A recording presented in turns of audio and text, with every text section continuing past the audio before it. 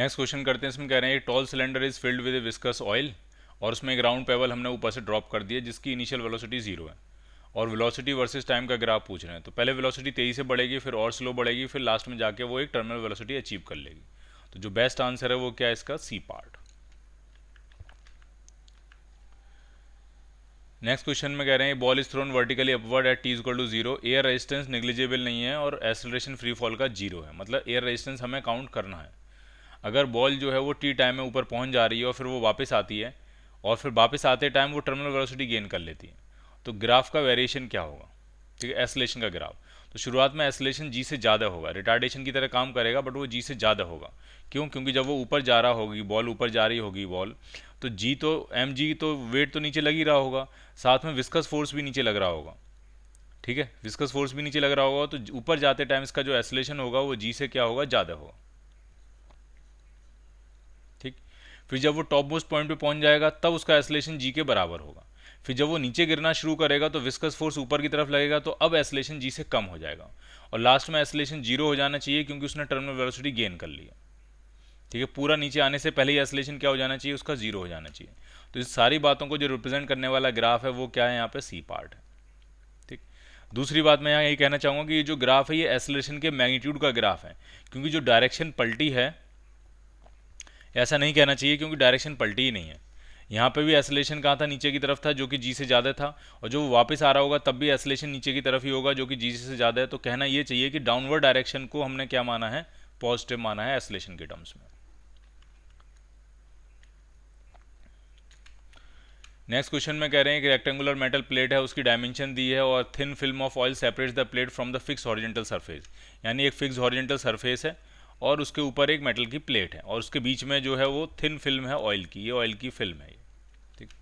क्या क्या दिया आपको? सेपरेशन दिया है प्लेट और हॉरिजेंटल सरफेस के बीच में, प्लेट का एरिया दिया हुआ है।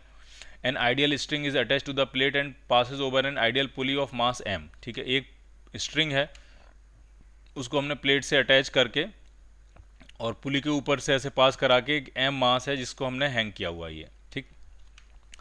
The metal plates moves at a, देख लेते हैं क्या सिचुएशन कही है उन्होंने। इस तरह की सिचुएशन है, the metal plates moves at A constant speed of 5 centimetre पर second.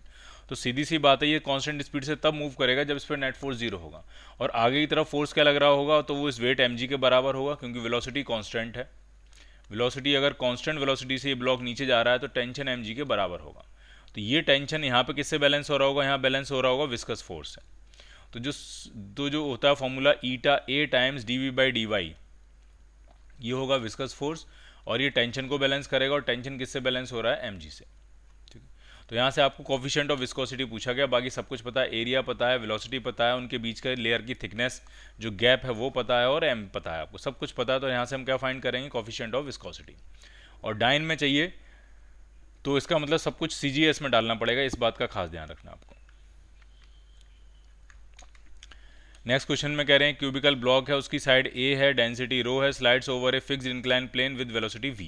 There is a thin film of viscous fluid of thickness t between the plane and the block, then the coefficient of viscosity कितना होगा? ये भी बिल्कुल आसान है। अगर ये कांस्टेंट वेलोसिटी से आ रहा है तो नीचे लगने वाला जो विस्कस फोर्स होगा mg sin थीटा, ये किससे बैलेंस हो रहा होगा? ये विस्कस नीचे लगने वाला ग्रेविटी का जो फोर्स होगा mg sin थीटा, वो ऊपर लगने वाले विस्कस फोर्स से बैलेंस हो जाएगा। और विस्कस फोर्स क्या होगा? Eta A D V by D Y. सारी वैल्यू डालनी है और आपको आंसर मिल जाएगा।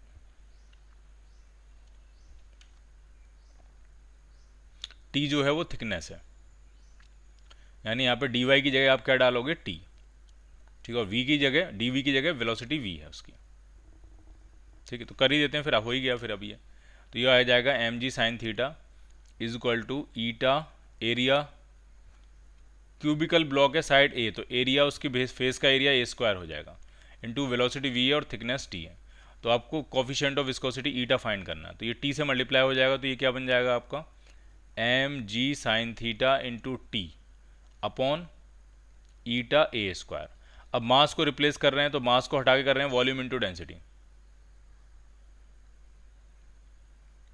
वॉल्यूम कितना हो जाएगा? तो वो हो जाएगा ए क्यूब और डेंसिटी कितनी बताई गई है? रो बताई गई है। तो ये ए स्क्वायर से ए क्यूब कैंसिल होकर एक ए बच जाएगा, तो आंसर बनेगा rho A G T sine theta upon eta, sorry eta नहीं वी, ईटा तो हमें निकालना है, यहाँ पे भी क्या आएगा वी, कैलकुलेशन वो आप खुद कर लेना, समझ में आ गया होगा आपको। तो आपका आंसर बन जाएगा ए part. When a ball is released from rest in a very long column of viscous liquid, its downward acceleration is a just after the release. Then its acceleration when it is acquired 2/3 of the maximum velocity. ठीक, शुरुआत में acceleration a है, तो पहले एक equation बनाते हैं। तो दो फोर्स लग रहे होंगे, एक तो mg लग रहा होगा, एक बाइंसी फोर्स लग रहा होगा। तो mg minus buoyancy force f up, ये दोनों मिल के नेट फोर्स इतना क्रिएट करेंगे कि m के मास को a का डाउनवर्ड एक्सेलेरेशन मिल जाएगा। पहली इक्वेशन ये होगी। अब कह रहे हैं टर्मिनल वेलोसिटी की 2/3 वेलोसिटी एक्वायर किया, तो टर्मिनल वेलोसिटी पे तो इतना विस्कस फोर्स लगता है कि वो सब बैलेंस हो जाते हैं। ठीक है, यानी टर्मिनल वेलोसिटी पे क्या होगा, जब वीटी होती है वेलोसिटी तब क्या होगा, तब mg जो है वो पूरी तरह से बैलेंस हो जाता है, किससे, एफ से और विस्कस फोर्स से। तो टर्मिनल वेलोसिटी पे जो विस्कस फोर्स आएगा वो आता है mg माइनस एफ के बराबर। क्लियर। लेकिन आपसे कह रहे हैं कि नहीं भाई टर्मिनल वेलोसिटी नहीं है, 2/3 है टर्मिनल वेलोसिटी की। तो अगर 2/3 है टर्मिनल वेलोसिटी की तो विस्कस फोर्स भी 2/3 ही होगा। तो जो नया विस्कस फोर्स होगा उस सिचुएशन में तो वो हो जाएगा 2/3 of mg minus F up. Clear. mg minus F up ma के बराबर है, तो जो विस्कस फोर्स आ रहा है वो 2/3 ऑफ ma के बराबर आ रहा है। ये सेकेंड इक्वेशन बन गई। अब पूछ रहे हैं एसलेशन बता दो, तो अब तीन फोर्स लग रहे होंगे, नीचे लग रहा होगा mg, ऊपर लग रहा होगा एफ अप और ऊपर लग रहा होगा नया विस्कस फोर्स। ये तीनों फोर्स का रिजल्टेंट इतना होना चाहिए ताकि नया एसलेशन ए डैश हम फाइंड कर सकें।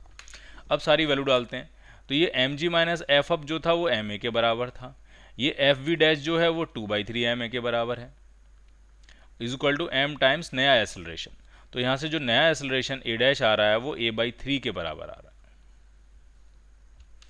सो your answer is a part. तो कैलकुलेशन ध्यान से देखना ये किस तरह से हुई है। Uniform solid sphere of relative density 5 is release in A water filled in a long vertical tube, terminal velocity v है। एक दूसरा स्फीयर है सेम मेटल का लेकिन रेडियस डबल है और release in the same water, the terminal velocity कितनी हो जाएगी, तो रेडियस डबल करने से टर्मिनल वेलोसिटी 4 गुनी हो जाएगी। क्यों, क्योंकि टर्मिनल वेलोसिटी जो होती है वो रेडियस के स्क्वायर के प्रोपोर्शनल होती है। So your answer will be B part. Next question में कह रहे हैं कंटेनर है, विस्कस लिक्विड है, moving vertically downward with a constant speed 3v0। 3v0 से खुद ये कंटेनर मूव कर रहा है। At the instant shown the sphere of radius r is moving vertically downward with speed v0। Sphere जो है वो v0 से मूव कर रहा है। तो अगर स्फीयर v0 से मूव कर रहा है तो कंटेनर के रिस्पेक्ट में अगर हम जाएंगे तो कंटेनर की वेलोसिटी स्फीयर को दे देंगे ऊपर की तरफ 3v0, यानी कंटेनर के रिस्पेक्ट में जो स्फीयर है वो 2v0 से ऊपर मूव कर रहा है कंटेनर के लिक्विड के रिस्पेक्ट में। और अगर ये 2v0 से ऊपर मूव करेगा तो विस्कस फोर्स इस पे नीचे की तरफ लग रहा होगा, और वो कितना होगा, तो विस्कस फोर्स का फॉर्मूला होता है 6 पाई ईटा आर। आर कितना है, आर आर है, और वी कितनी है तो उसकी 2v0 है। So your answer will be B part.